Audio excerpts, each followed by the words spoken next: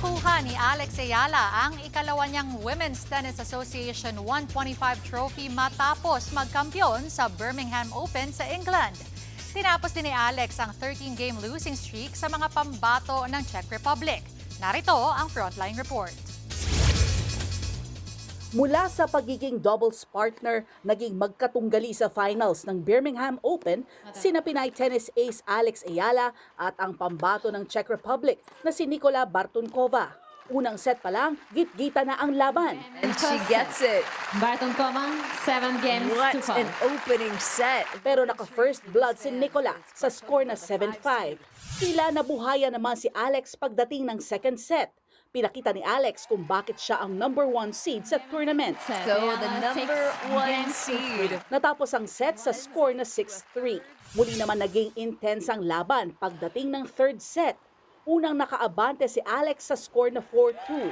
Pero nakahabol si Nikola at natay ang laro sa score na 5-all. Pero di na siya pinalamang ni Alex at tuluyan nang tinapos ang laban. Excellence from Alex Ayala. 5-7, 6-3, Number 1 seed, 7-5. world number 37 is your Lexus Birmingham Open champion.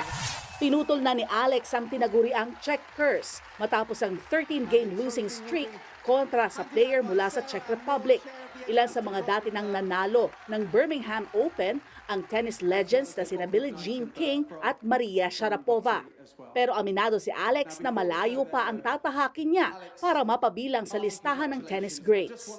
Lifting this trophy does not mean that I will be among the greats yet, so I'm motivated to keep working and I'm grateful for the part that this trophy has played in my journey. Pinasalamatan din ni Alex si Nikola sa magandang laban. At syempre, may shoutout din siya sa Pinoy fans na nanood ng live. Home is a people and not a place.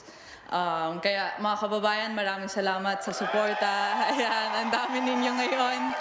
Nagbabalita mula sa Frontline. Faye Tobias, News 5. Mga kapatid, Cheryl Hosing po. Maging maalam at may pakialam sa mga napapanahong issue at headlines. Mag-follow at mag-subscribe na sa social media pages ng News 5.